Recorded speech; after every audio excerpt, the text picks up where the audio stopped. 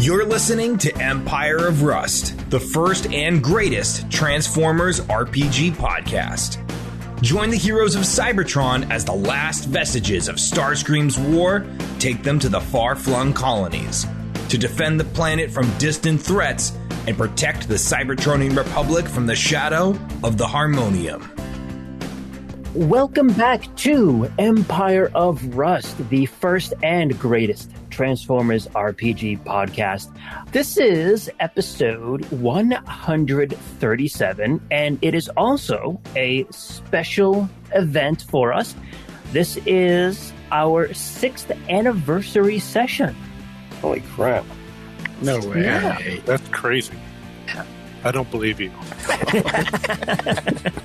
I just want to preface the rest of the episode with no refunds.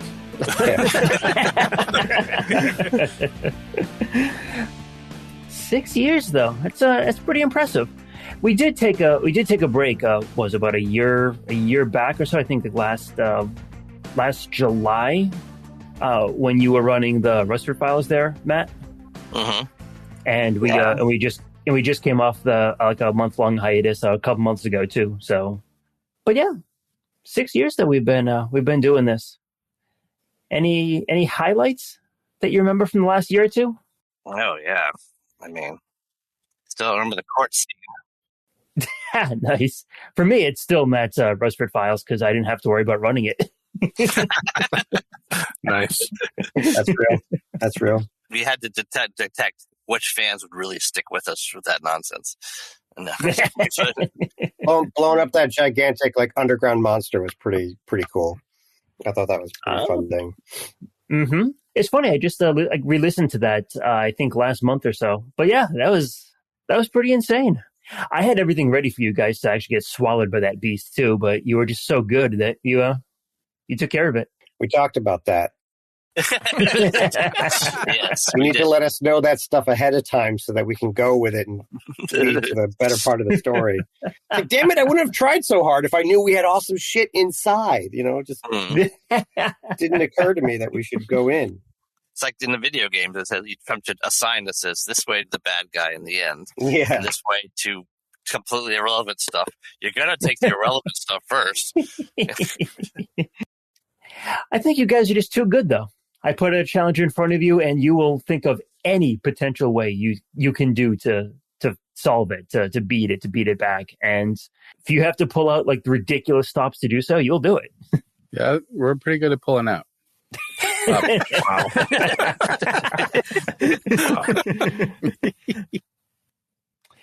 I appreciate the high energy, Adam. Stop it. How about you, Mike? Anything stand out? You started a new character last year, didn't you? Yeah, it's been about a year. Yeah, watching my friends die and be corrupted by this thing. Memorable? You loved it. Oh, actually, that was a cool part. When I killed your pet by sticking my arm down into its throat and filled it with acid. That was pretty cool. I enjoyed that. That was a good one. He just carries a selfie around with him and the dead animal every once in a while to show interest.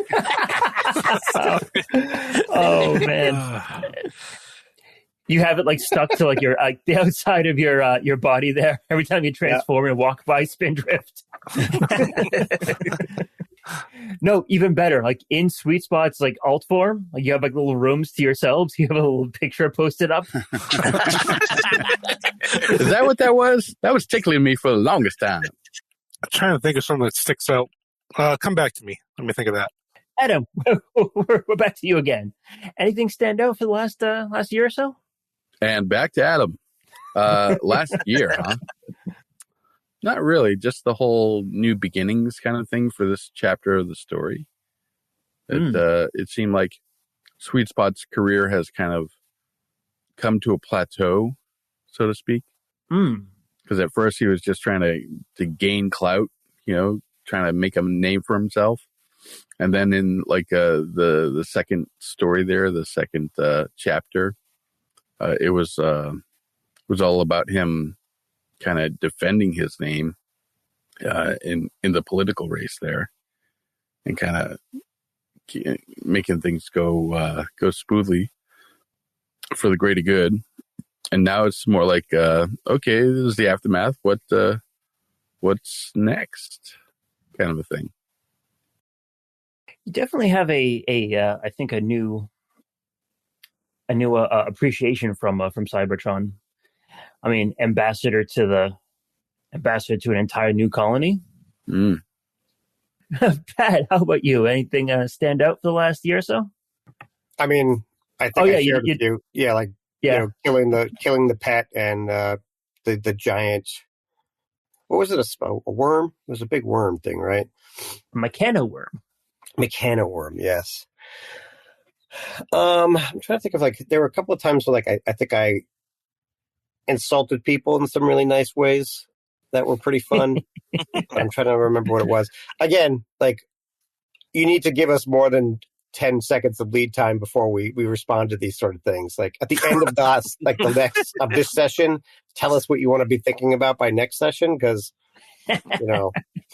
aging. Yeah, we are 6 years older than when we started this. Yes, yeah. My biggest difficulty right now is remembering what happened in the last year versus other years. For context, we started this whole thing when we were able to meet in person around a single table. Mm-hmm. And it was pre-COVID, so none of that nonsense was going on. I think Trump was in his third year, maybe, of his first term. Somewhere around there. Yeah. Seems like quite the ways away. It was 2018 we started? No, 2019 when we started this, right? Yeah, 2019. How about you, Matt? Anything spectacular happen in the world of Matt in the last year? The world of Matt. Yeah, I mean. Happy birthday to you. You're not the only one who got older. Yeah. Literally, yeah. Only age once a year. Yeah. It's discrete. It's a quantum. I'm older. But it's a hell of a day, I'll tell you that. It's like a really lousy, picture of Dorian Gray. All right, Mike, we're back to you. I'm surprised nobody said it. The return of Rex. Yeah, Oh, yeah. Yeah. I tend to subdue the mental traumas I have undergone. No, it was good to have Rob back, even for a little bit. Definitely was. That was early on. Find a mythological figure and get him to resurrect one of the not the Horde. It's not the Horde. The Herd? The Herd. not the old Herd. There we go. Part of the Herd. Six of the one, half dozen the other. But yeah, no, it's been a very interesting time, and I think once we wrapped up the show, I think we need to do a retrospective, just kind of best moments and just all the changes that we've been through over the course of the game. It's gonna be fun.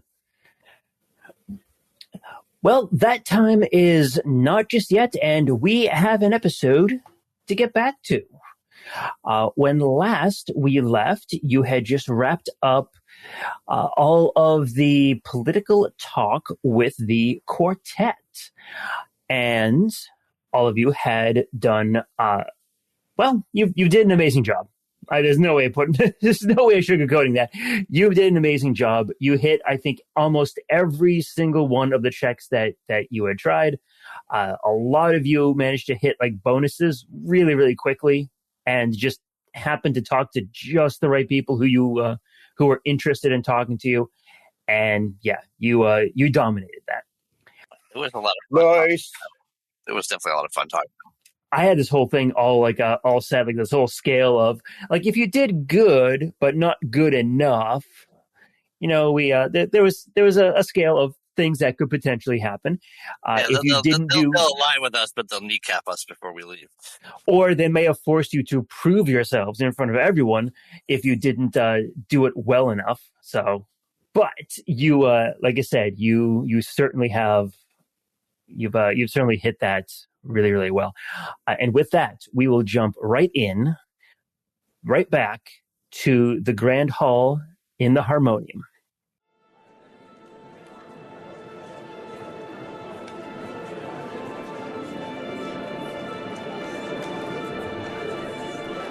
So after you finish talking with everyone, you can kind of see like the quartet have started making their way off to the west, off towards the like the backside of the hall, and you can see them kind of just making their like goodbyes, making their excuses as all four of them head up the staircase to the west, or the two staircases to the west, past the guards and into a room that is on the upper story.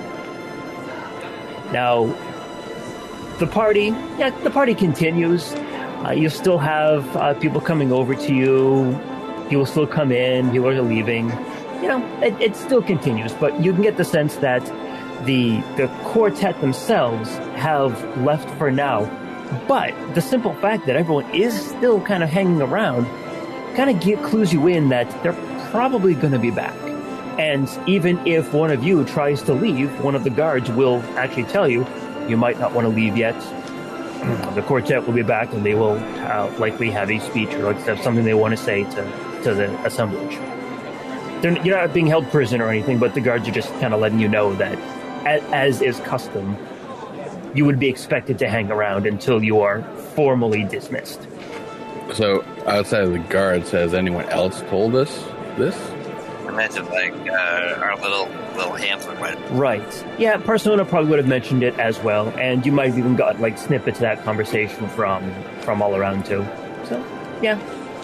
All right. I would probably ask, when they come back, what is the expectation for the rest of us to do or say during their announcement? Nothing more than listen. They may have something that they want to say to you four, or they may simply wish everyone a good evening and send us all home, send us all on our way. But that is for them to decide, not for us. All right. I'm very tempted to just walk out, being like, no, it's not for them to decide, it's for me to decide. And like I said, the guards aren't going to stop you. It's just, social convention dictates that you should stay. Come on now, Carapace. You can afford them the time to powder their noses or whatever they're doing. I said I should. I didn't say I would. He's been doing very well. He's not. I understand how important this is for you guys. If it makes you feel any better, I'll recommend you for a medal when we get back. Bravery in the face of diplomats. After about 30, 40 minutes or so of the kind of just meandering around the party, a small bell will ring on the left-hand side. Everyone's attention focuses on that western door. It opens, and the quartet come back out, except this time they don't come down into the crowd. They're not mingling. They stand up on the balcony, and Arbiter Cortex kind of moves up front. As soon as he does, you can notice that the entire crowd around you gets quiet. They all kind of back up a bit so they can see him more easily. They all give him his attention. It's very clear that he's going to be saying something in just a moment. Okay. Citizens of Harmonium, devoted architects of the great machine, and emissaries from Cybertron. Today, we witness the turning of a great cog, a shift in the balance of function and purpose. I love shifting. Today, Harmonium does not merely stand still, content in its perfection, but dares to refine itself further, to evolve beyond its own boundaries, as all true mechanisms must. For centuries, the great machine has turned with precision, its gears well-ordered, its parts purposeful. But even the most flawless systems can be optimized, and these Cybertronians, and he gestures to the four of you, these agents of change, have shown us that the next step forward, the next great synchronization is at hand. They came to us not with demands, not with force, but with understanding, with knowledge, and with a vision of what we could become. And as he's speaking, you notice that all the bots around you are kind of like giving you guys looks. I think like one or two of them would kind of like put like their hand like on your shoulder, kind of like pat you on the back kind of thing. Carapace, a force of nature, unwavering and unyielding. You have shown us that strength is not the resistance to change, but the endurance to see it through. Like the framework of the great machine, you bear the weight of revolution upon your shoulders, carrying it forward with resolve. Your presence alone is challenged to stagnation, a hammer that strikes the anvil of tradition and reforges it anew. That was actually pretty good. I nodded that. That was pretty good. Yeah. Well, it's cool. They have some poets here. This is great, you know? Sweet spot. A blur of intellect and motion, whose speed is matched only by the quickness of his wit. Where hesitation might have doomed us to inefficiency, you have shown us that momentum is not recklessness, but precision in motion. The great machine does not idle. It turns, it moves, and you have been the very spark that sets that motion to purpose. Thank you. Thank you very much. Magnum, a sentinel, steady as the foundation upon which our city stands.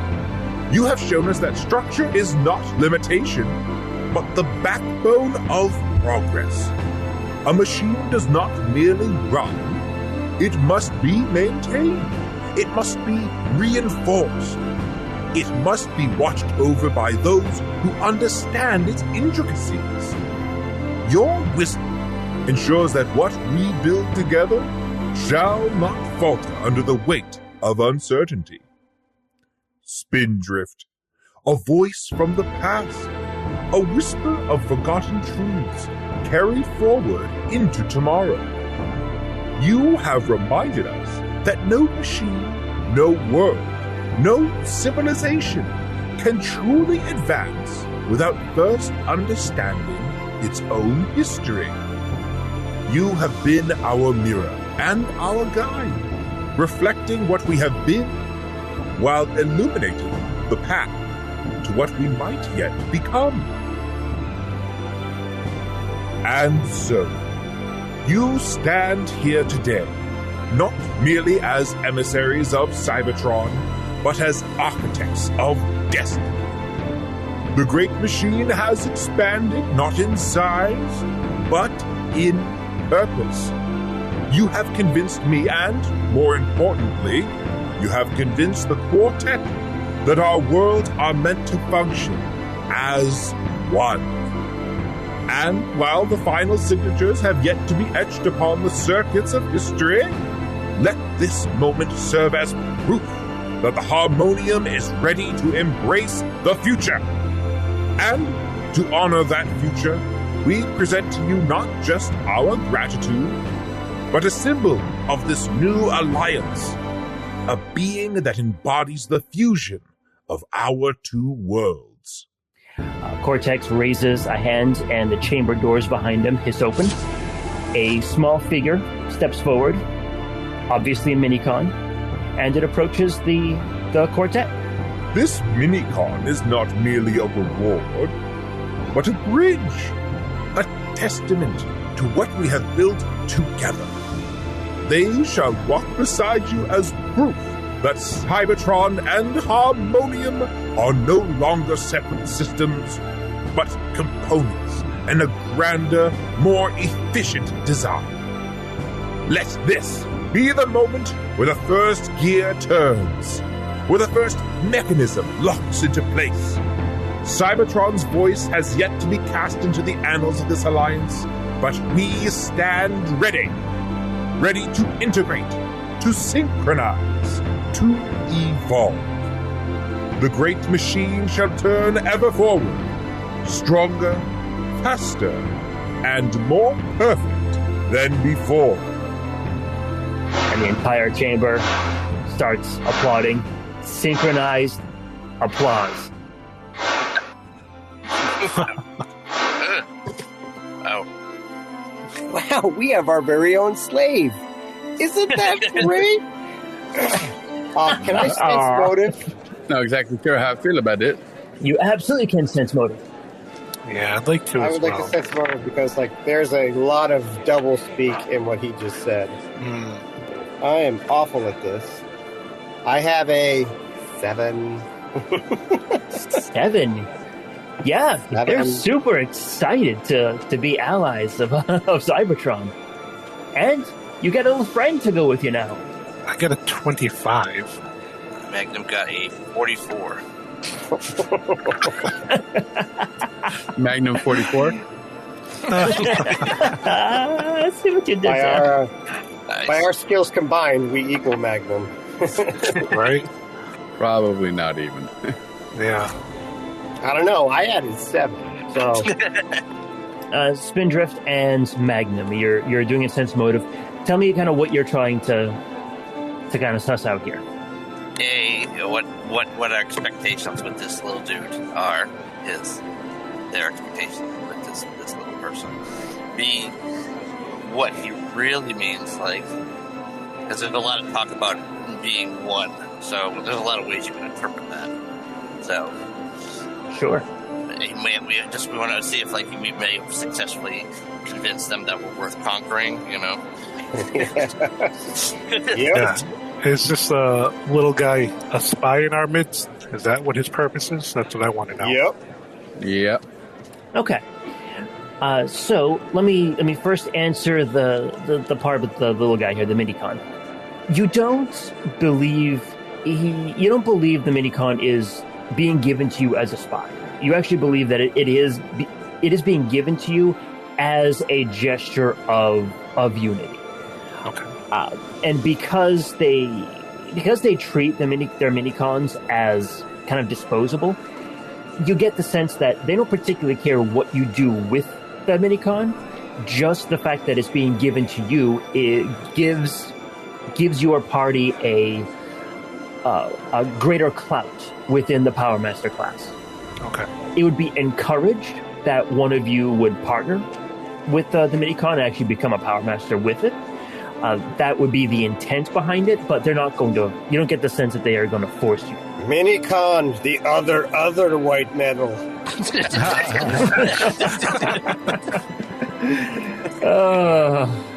Pat, I need to take a hero point away from you for that. But I gained a villain point. Yes, you do. Yes, you do. As far as morality the mattered. oh man, I should actually do that. Like villain points. That'd be awesome. Anyway, Yeah. every time you make an awful joke, I get a point. Well, that's not what I was thinking, but okay. You'd far have so as many the- at this point. But you know what that would mean, though, is that means that when we defeat somebody that has villain points, they could convert it into hero points. I like that idea. That's cool. As far as the other questions that you answered, like how much double speak that you're dealing with, there's a good amount of it, and you would think that the primary goal that the Quartet would have would be that Cybertron and the Harmonium function as one. You would think that they would love it if they had control over 2 planets, or more than 2 planets. Like, the expansion of the Great Machine is a very clear goal to them. Now, do you believe that they are going to, they're ready to conquer you or attempt to conquer you? No, not at the moment. Maybe in the future, maybe that's a thing that they're thinking of doing. But as for the moment, right now they're more concerned with expanding the reach of the Great Machine. They're taking a more longer term look at this, that you feel, than anything else.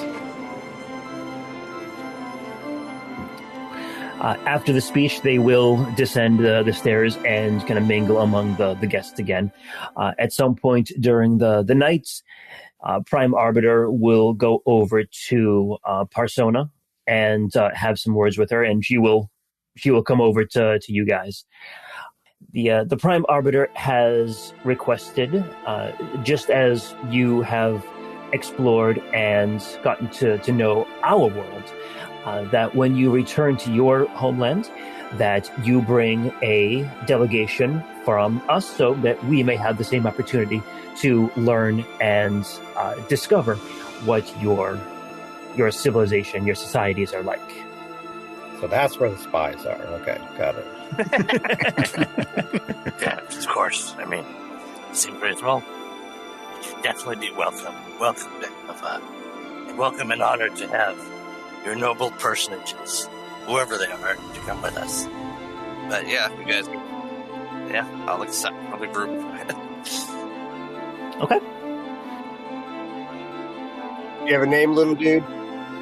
No, I don't have a name. My designation is C122. But that's just my designation. I don't have a name like the same way you guys do. Well, that's something we'll have to remedy. Yeah. All right. Nice to meet you. C122. Yeah, it doesn't roll off the tongue. Listen, I'm just going to call you Gumshoe. How about that? Is that all right? Sticking to you?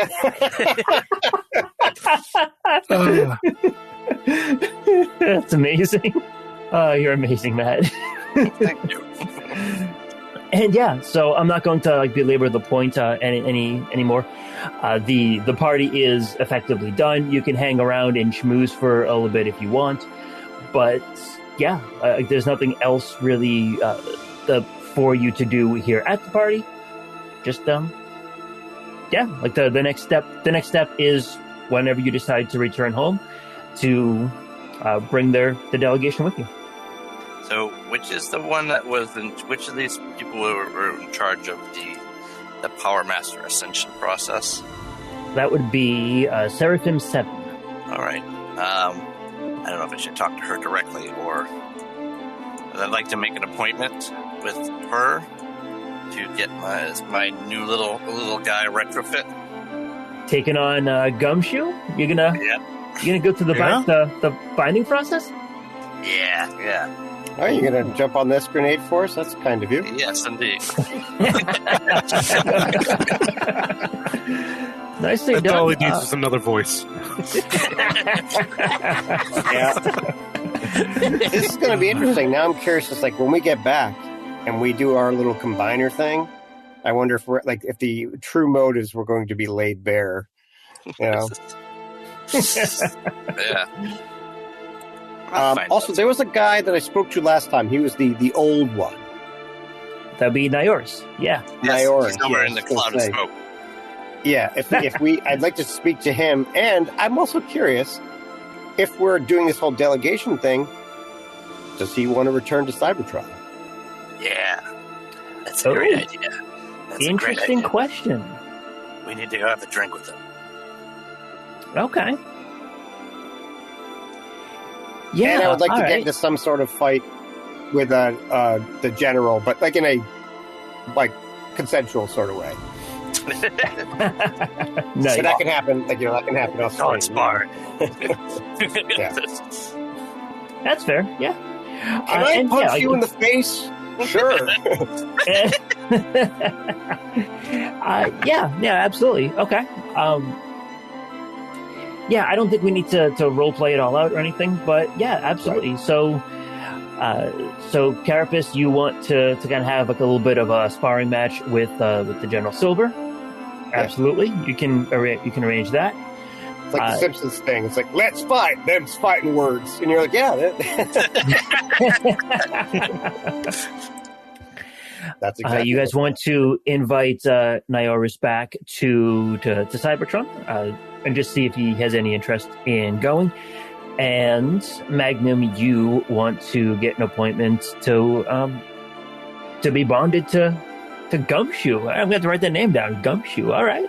I mean, if he's, I guess I would say if he's all right with it, but I don't imagine he has a lot of free will at the moment. So right, and yet, look, that sense mode. I'll roll the sense motive for it too. Like he expects this. Like this is not something. I think he'd be more concerned if he wasn't like being bonded. Like, what am I going to happen to me? Because I'm not an integral part of this. Right, exactly right. Okay, yeah. So yeah, let's go ahead and do that.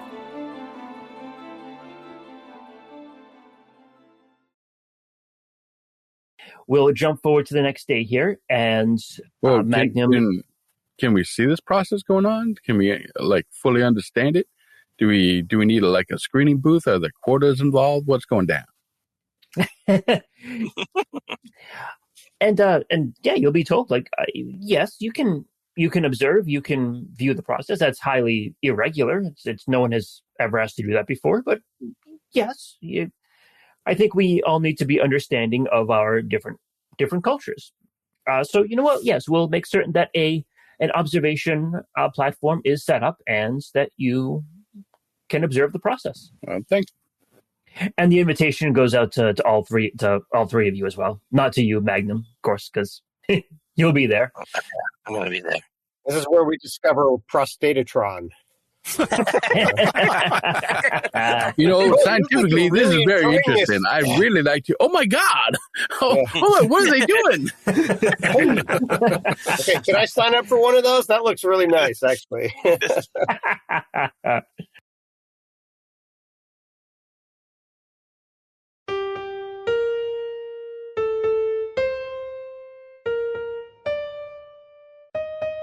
So Magnum, they'll bring you in. They'll set you up with an appointment. It'll go pretty quick because they understand that you're going to be heading back home pretty soon. So they whatever they were doing, they put it aside and they kind of get you in there immediately. I assume they consider me pre-approved because usually there's this extensive vetting process. Right. I get to be the nepo baby this time. We're not gonna dive down to the core of the planet and find their Titan and Mechamorphosis and all that kind of stuff. Let's do that tomorrow. Yeah. I guess when we come back, I guess we can't change the planet too much, you know. The whole process is very invasive. They're actually cutting out a section of your torso there, Magnum, to make room for Gumshoe. And the three of you are looking down on this, and you know what's happened, but still, you can see them cutting away parts of your companion here. Kind of rough looking. A whole bunch of ash falls out with the cracks. Just all over the floor. Nurse, clean up over here, please. Dude, if your voice gets like clean after this, I'm going to fucking lose it. I know, like you get all noble sounding. You're like, his chin I guess goes out maybe a we should little call bit. this guy Iron Lung. You know? Fucking lung transplant.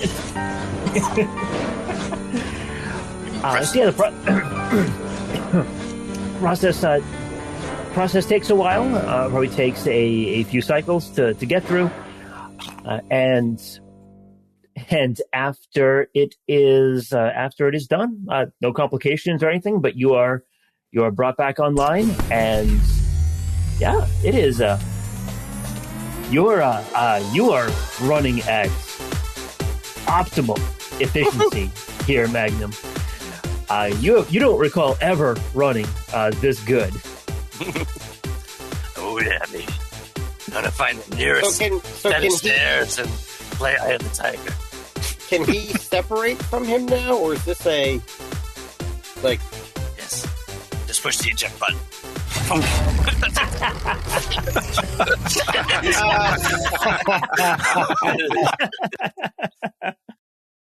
Okay, so he's in your chest versus Pythagoras is your head. Yeah, pretty much. Okay. Or it'd be funny if he was just like a big boot Like, you know, gumshoe, like, you know. It's just his chin has been enhanced. It's now I'm curious. Do they have we seen any evidence of both headmaster power master combinations in this society? No. You have seen Power Masters and you have seen some Headmasters, but never a combination of the two. In fact, you do not recall ever hearing about something like that, and so you might be unique in this world. I think he's unique in every world. Oh, great. Hopefully it doesn't drive me crazy. That was true before it happened. Gumshoe, so to answer your question a bit more completely, Gumshoe can separate, but he will not unless he gets permission from you, Magnum.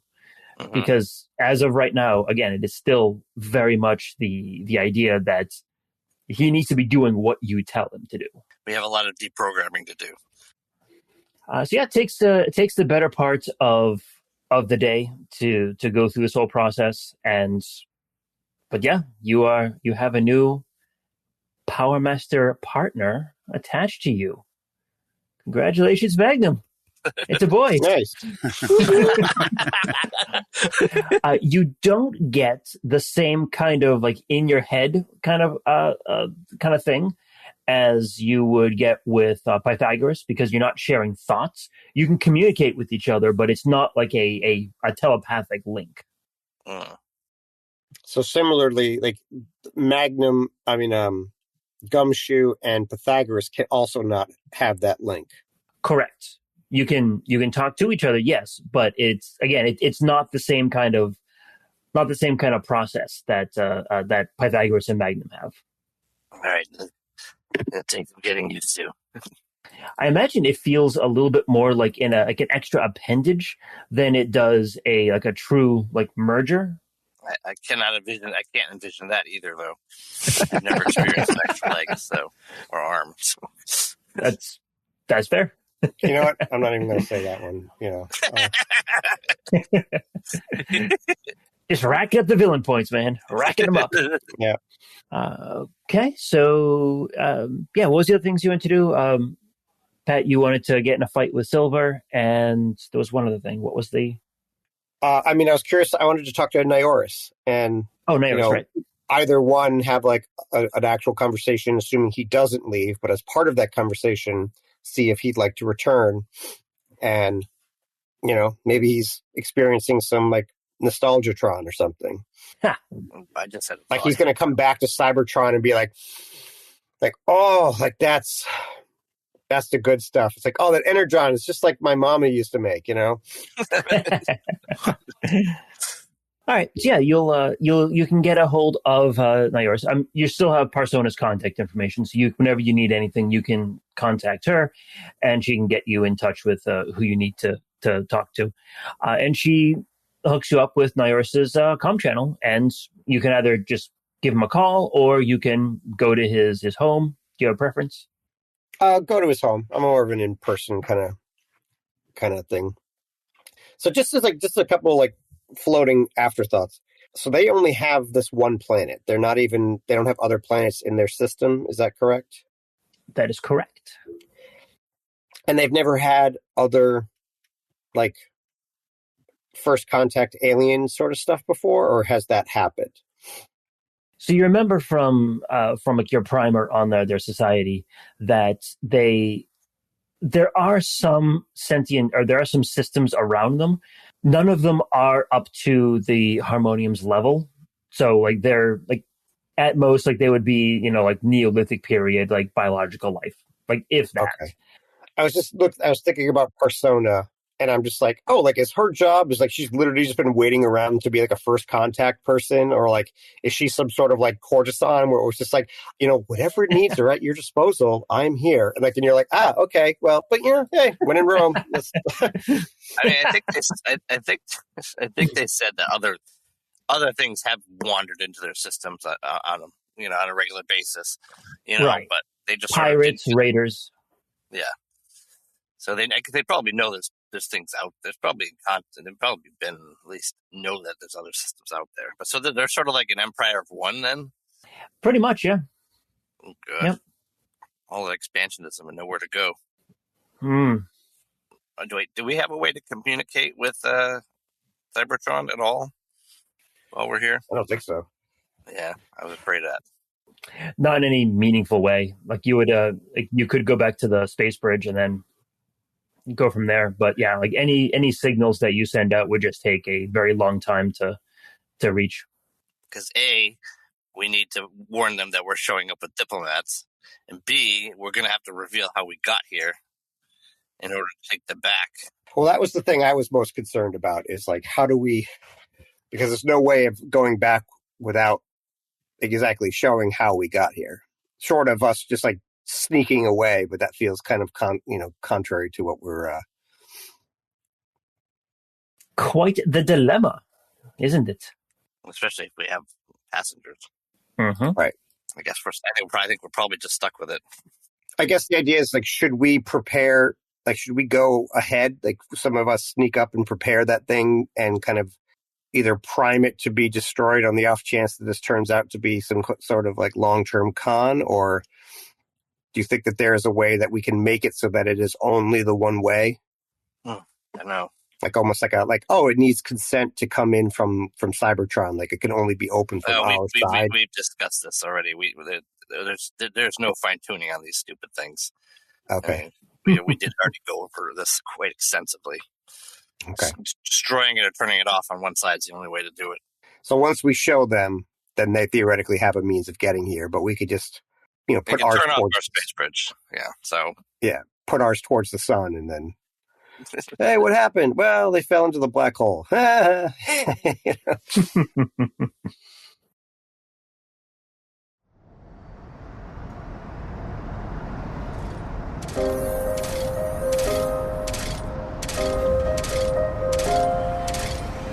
Carapace, after Magnum's surgery, you can head on over to Nioris's place.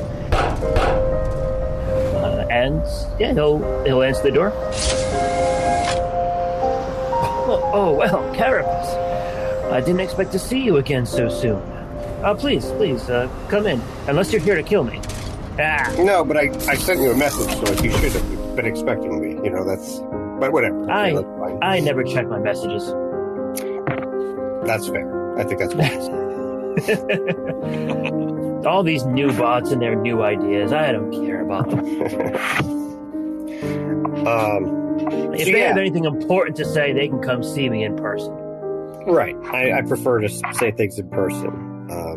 Which I guess I suppose I should just cut to the chase on that. Is obviously we could spend time here speaking, but eventually we were going to get around to the conversation of we are returning to Cybertron, and we are going to be taking some of your diplomats with us. Would you like to go back to Cybertron? That is interesting. A chance to visit the old homeland. And you can see him kind of get a little bit like introspective. He wanders around a little bit. You can see him like really turning it over in his head. And after a few moments, he'll come back to you. I appreciate it, Carapace. I appreciate you coming in asking me. But it has been many, many millions of years since I left. I imagine it is nowhere near the Cybertron I remember. And you would know that's true as well. Oh, totally. Did you leave because it sucked? Or was it? Not at all. I left during Cybertron's golden age. Right. It was the age of exploration. Cybertron was at the peak of its power, the height of its prosperity. And from what I've heard you and your companions discuss, it seems to be that was the peak of its history. I have no desire to return to a war-ravaged homeland. That's fair. Well, should you change your mind, obviously these sort of transfers are probably going to become more regular. If you've never been to Eucharis, I could show you a good time. That actually does sound quite appealing. The next time you are making a trip to your homeland, let me know. Have you ever had nightmare fuel? No. What is that? Do we have any nightmare fuel? Like, one of you guys got to be alchemy level talented enough to make some of that shit. Not the shit that Sweet Spot does. Not the fucking meth version. But the amphetamine. Just like the normal one that just punches you in the stomach. Oh yeah, I have an entire bar. So. Okay, I definitely would have thought of that ahead of time. And he is a bar. I'll kind of like open up my flask and be like, "Hey, if you want to give it a shot?" It's got a bit of kick though, so. The same day we've introduced them to drinking and smoking. we just need Spindrift to show them gambling, and we're all set. I think what we'll do is we'll fade up from that scene as he takes his first sip. It's like, yeah, he raises up his lips, and we'll see you guys next time. That's how that goes. Drowned out by the sound of ambulances. Okay.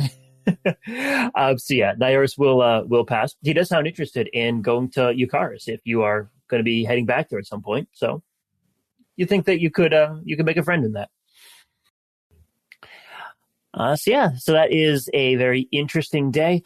Spindrift and Sweet Spot, I imagine the two of you are hanging out with Magnum. Is there anything in particular you wanted to do that, like, after Magnum surgery? Yeah, I'll be asking him a lot of questions, like how you feeling? How's the little guy feel with you? Can you describe it? Do you have any input on the whole subject? Can you communicate with me without talking through you? Just 1,000,001 questions. It's fair. I'll answer 2 of them because I have to go jogging. To see if you can keep up on foot there, Sweet Spot. Realistically, you can. Keep up on foot, he says. You got you. He's like, why did I install lungs?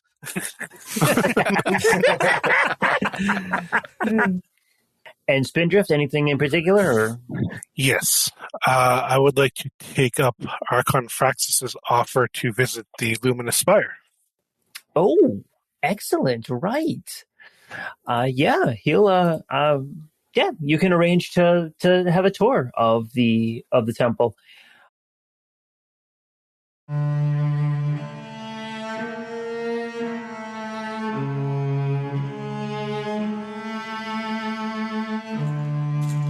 So yeah, he'll meet you out front, and he'll kind of bring you around like through the temple. I want you to make a quick mysticism check for me, as he is kind of moving around, showing you the like sculptures etched into the walls, showing like holograms of Micronus. Micronus is 14 deeds. I got a 27 for mysticism. 27. Okay. This is all the stuff that he's talking about. You aren't familiar with any of it, and that's kind of unusual. Like most religions have a fairly, they'll have some common like viewpoints or common like history points to it. This is very interesting in the fact that it's not anything like you expected, because you're familiar with the story of Micronus and Onyx, and like there's stories and there's history from Cybertron and from Eucharis, and what you're seeing here doesn't match up with any of it. Okay. The discussion you had with Fraxis like during the party, the parts that like you were trying to be very diplomatic with it, so the parts that didn't like mesh up, didn't line up, you're like, oh, that's one of like Micronus's, or maybe my Onyx learned that from Micronus. Like trying to make certain that it is correct. Keeping it as diplomatic as possible. But now that you're seeing all the iconography and all of the kind of meaning behind all this stuff, you can clearly see that like none of this looks familiar to the existing stories that you've heard at all. Now, it is possible that all of this came from after they landed, and it's all just new religion, effectively. But it does still seem a little strange that it's just not, that none of the common elements that you understand in Micronus are present here. Yeah, nothing lines up at all. Yeah. The tour itself goes really well. Archon Fraxis is very, very proud of everything that he has built and accomplished here, and he's just very proud. Obviously, he's proud because he's the leader of this religion. But yeah, it is beautiful, beautiful place. You can actually see that the temple itself is a miniaturized version of the city around it. And as you look at the paths and the halls throughout the temple, it is an exact replica of the city around it. And the temple itself sits directly in the center of this circular area. Oh, that's interesting. That's pretty cool. I might have asked this last time, but I just following up on it. Is there we seem to come across a lot of religious artifacts or important things. Is there a Micronus equivalent? Is there if Micronus is the makes people small thing, is there the thingamabob of microfication, sort of thing? What are their holy relics? Yeah, Mike, I don't recall. Did you actually do a mysticism roll about that last time? About their holy relics and stuff? I don't think so. Okay, go ahead and do mysticism. 42. There we go. Natural 20, baby. Each one of the primes had an artifact associated with them. The Enigma of Combination was associated with Nexus Prime.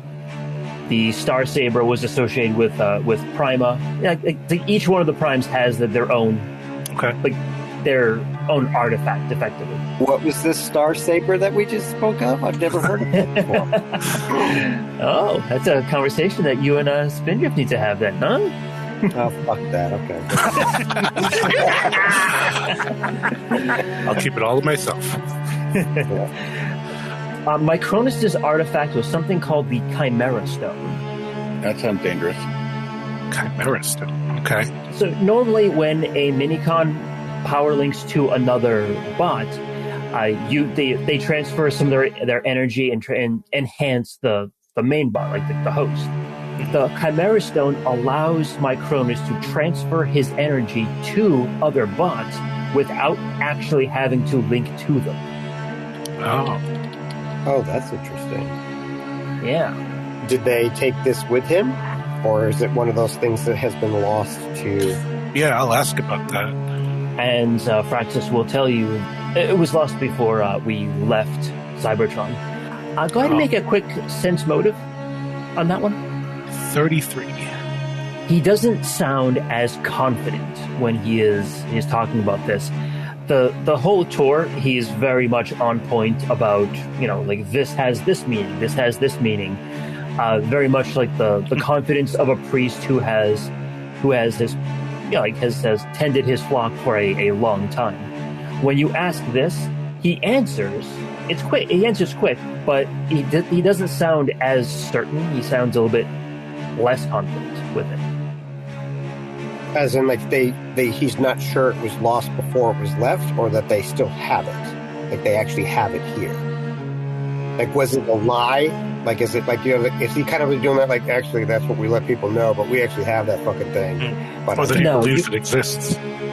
You don't get the sense that it's a lie, but you do get the sense that there's a bit of deception happening here. Interesting. He knows where it is. You believe it was lost on Cybertron itself? He'll tell you that he believes that it was lost on Cybertron, and and I think this is kind of part of it too. It almost feels like he's making something up on the spot. The story is not quite. Again, it's just like something about the cadence of his voice. He's saying that it was lost on Cybertron, but it's just not. He's not reciting words that he's spoken many times. He's just kind of creating it. Yeah. Yeah, exactly. Okay. Interesting. I wonder if they have an interest in Cybertron because of that, then. Possibly. I think you can assume that the Harmonium has many interests in Cybertron for various reasons. And this could be one of them. Just one of many, yeah. Interesting.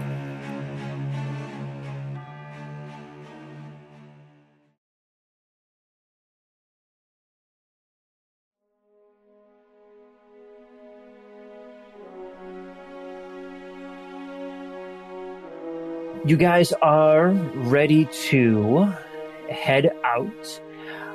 You already kind of decided. You talked about it a little bit, but I imagine you guys are just going to go straight up to the space bridge and activate from there. So we're traveling in Sweet Spot, correct? Yes. Does Sweet Spot have any type of, I don't know, like blackout windows? Are you kidding me? Of course I do. Because we could just, put those filters on or whatever, and that way nobody can see out.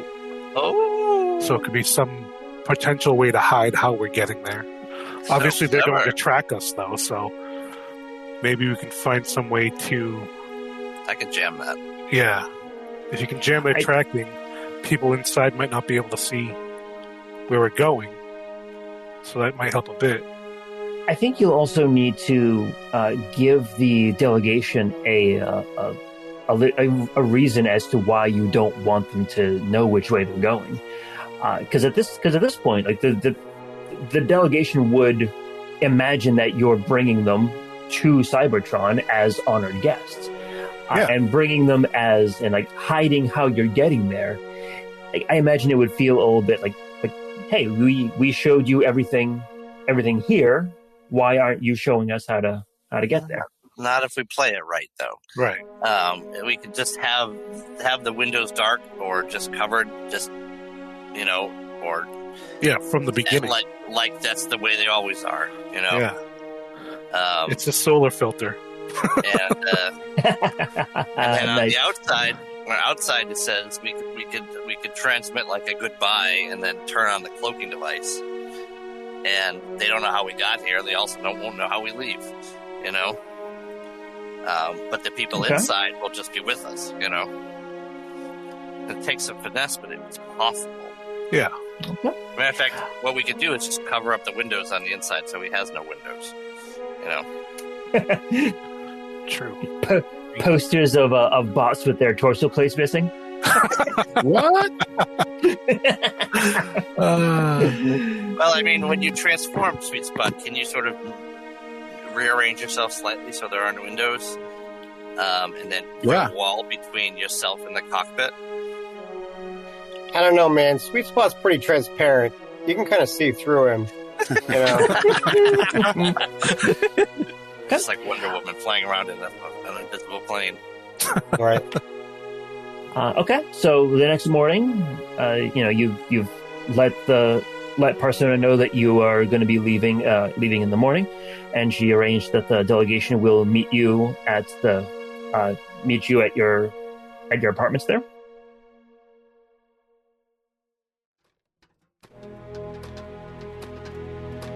So as you are getting ready to leave the building, Persona is leading a group of 4 bots towards you. You recognize Persona, and you recognize Iron Lift. Oh, nice. Excellent. Persona comes up to you. Good to see you all again. This is the delegation that will be accompanying you. You, of course, know Iron Lift. He is going to be the military representative. All right. I kind of give him like I told you, Yep. Exactly right. If you didn't insist that he showed up at the party, to be seen with you guys, he probably wouldn't be here right now. Oh, Yeah. nice. We removed them up. Yep. She'll point to the diplomatic lead. This is Accord. A pleasure to meet all of you. My name is Accord. I'm going to be the lead diplomatic envoy for this delegation. And you imagine that he is probably the representative for Prime Arbiter Cortex himself. Okay. I look forward to meeting your leaders and learning how your world comes together. Well, you know what we say in the Velostron, especially around the diplomatic circles, is we look forward, always. Indeed. So I agree with you on that fact. Just because you don't doesn't mean you have to post this on everyone. Persona will point to a fembot. This is Lodestar, representative of Seraphim 7. Hello, everyone. My name is Lodestar. I am here to see how your society treats its members, treats its classes. Lodestar. Of the hill people? Lodestar of the hill people. Welcome aboard. Yeah, this is how we treat our citizens. We mock them completely based on their names. So get used to it. It's a rite of passage. She nods at you, Magnum, but she says nothing else. And Persona will gesture to the last one. And this is representative of the Great Machine, Voxus. Greetings, and Great Machine shine upon you. She was in the room with us, wasn't she? Oh, both of these were. Were they at the party, or are these nude people? These are new to you. I loaded them into this party towards the end there, so they showed up. Okay. Cord looks awesome. Very magnanimous there, huh? Yeah. Very magnificent. But yeah, you can actually see them around you on the map there. Okay. I'll welcome them aboard. It's cognific. Good to meet you, Accord. Accord is this blue and silver, very like magnificent, curvy kind of bot. Almost looks a little bit like a I don't know, like it reminds me a little bit of a Gundam kind of thing, but more curved. Okay. Yeah, it does. It does look like a Gundam, sort of. Like, imagine if you rounded off all the corners of a Gundam. Like, that's kind of what you would say.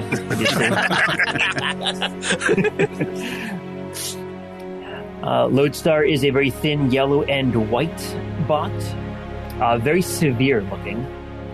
Voxus is a purple, red, and white bot, and it's got almost like a loincloth kind of thing going on, like very like almost cape kind of things happening. And Iron Lift is a green and black bot. But did you say loincloth and cape being like the same thing? Like kind of like a like this like sinuous kind of material, almost like a loincloth or a cape. A loincloth is basically a cape for your bum, right? I mean, right for your loins, yes. Yes. One might even say it is a cloth for your loins. All right, well, yeah, all aboard. Who's coming aboard? Open up, sweet spot. Here I go. Can we tell what these people turn into? Iron Lift, transforms into like a piece of like heavy construction equipment. Lodestar looks like she's a land vehicle of some kind. You can see the wheels. Okay. Accord and Voxus, not obvious. If you want to make a life science check, go for it. Sure, I'll do a life science. It won't be me, but I'll give it a shot. So, life science? Yep. So that is a 17 and a 23. Wow. I'll give it to you for the 23, not for the 17, though. 37 for one. 40 for the second one. Magnum, you know that Accord turns into effectively a hovercraft.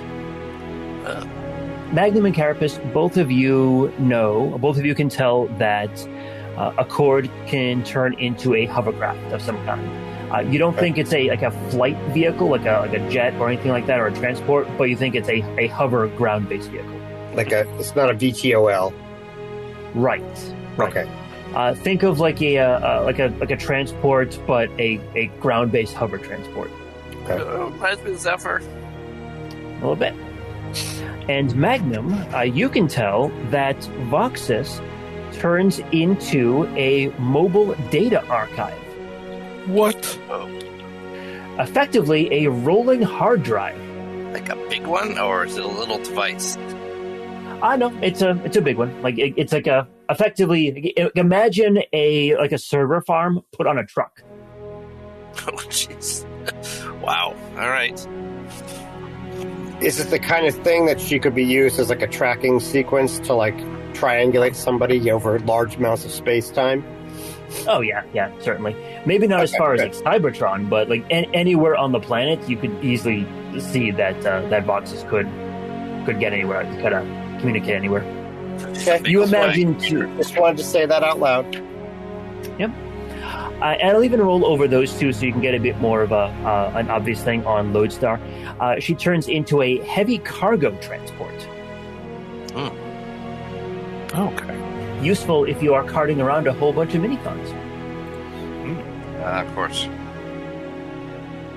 Sweet Spot, you transform. I do. And everyone piles in.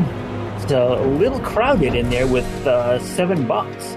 Yes, it is. I can have up to 9 medium bots in me.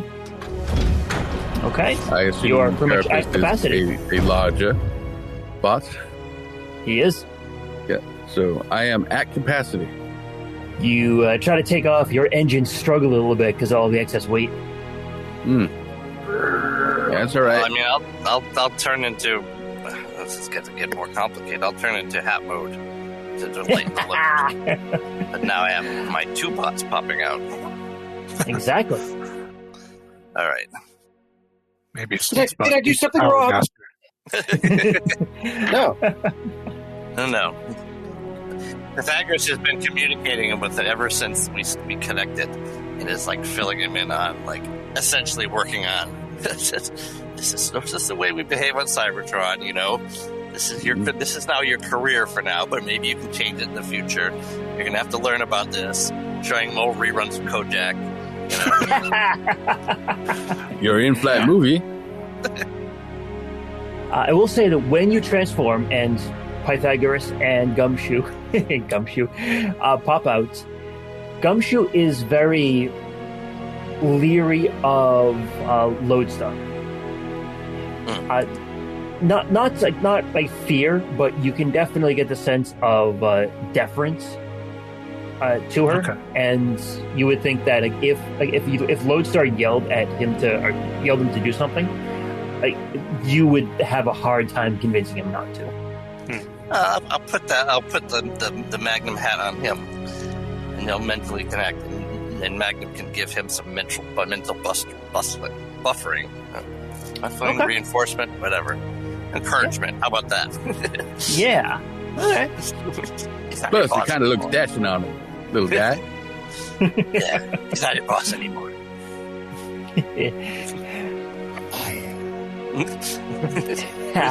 I'm your employer. That's different. Okay. Sweet Spot, you gun your engines and start getting up to speed to break orbit and to get off the planet, hitting escape velocity. Gun your engines and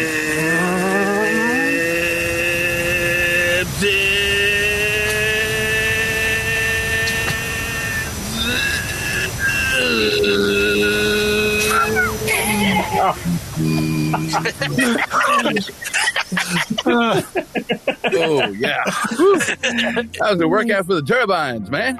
Can we give him 0 point for that? Did you say hero point or 0 point? Yes. And with much effort, you break the atmosphere and are in space around the Harmonium. I also think I may have broken an O-ring. You look in your rearview mirror, there's just like a trail of parts coming out. I hope I don't need those. That's all right. That'll probably buff out. Right, Magnum? That'll buff out? Yeah, certainly. Just don't look out to the side windows, whatever you do.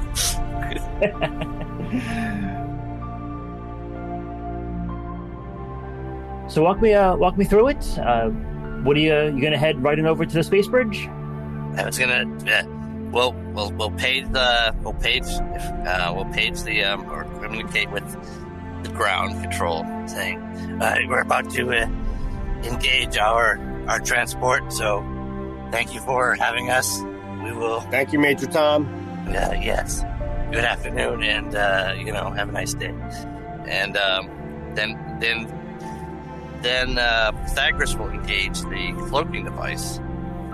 Interesting. Okay. And then we'll fly over to the space bridge, and as we get close to it, we'll activate it.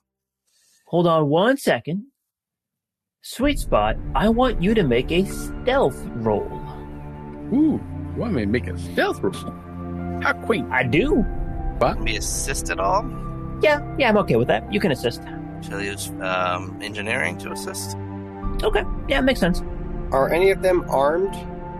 I would say yes, just as you guys were armed. Mm-hmm. You can spot some weapons on Iron Lift, pretty obvious ones. Whereas the other three, Accord, Lodestar, and Voxus. I'm sorry, I think Accord and Lodestar would have probably sidearms. Voxus, you don't see any obvious weapons on. Do any of them seem particularly nervous? Give me a sense motive. I have a 13 and a 7. 13 and a 7. Yeah, nothing obvious coming out to you. Lodestar looks upset, not happy, not angry, but just Resting rust face. Yeah, you just get the sense that she's not quite happy about this.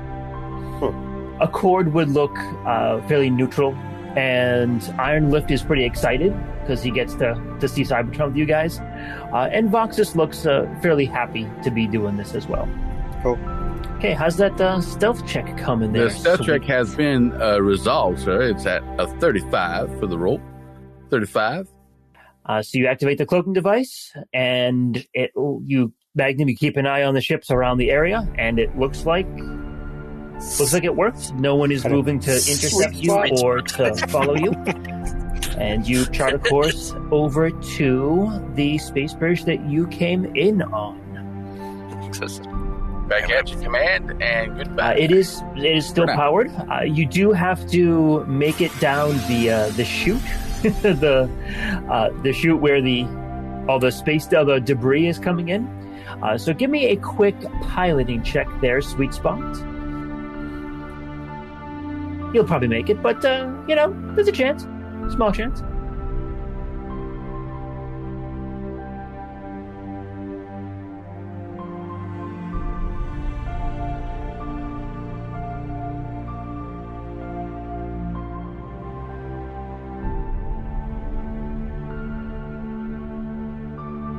Absolutely.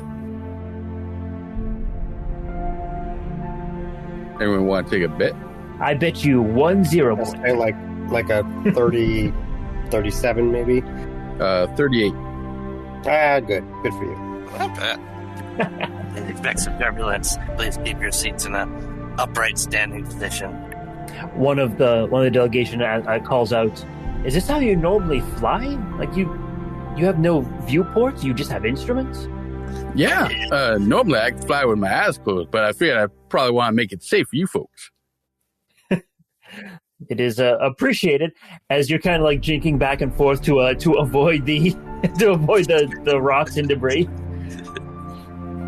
Mm-hmm. I have never seen faster than light travel. I never felt faster than light travel that is so rough before. This is exhilarating. Yeah, isn't it? Really gets the oil pumping, doesn't it? Mm-hmm. You go ahead and you send out your signal to the space bridge. Mm-hmm. Get coordinates back. Get coordinates back so gets to Cybertron. The portal opens. Boom. You fly right in.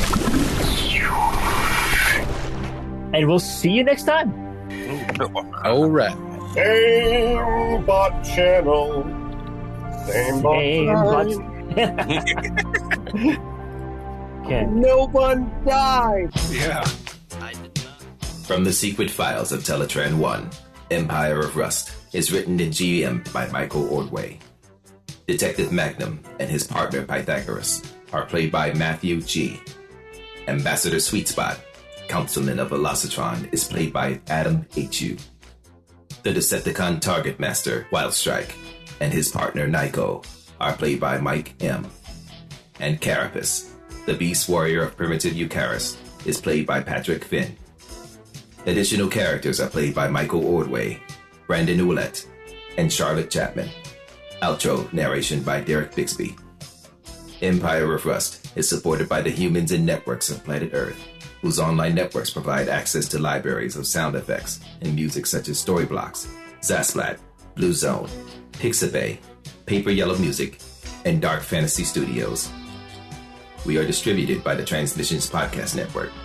Stay up to date with all the latest news and reviews in the world of the Transformers by going to transmissionspodcast.com or searching the Transmissions wherever you get podcasts. You can communicate with the heroes of Cybertron by joining us on the Transmissions Discord channel. There you can discuss episodes, talk to the cast, and download the rule set used in Empire of Rust. Teletran 1, signing off.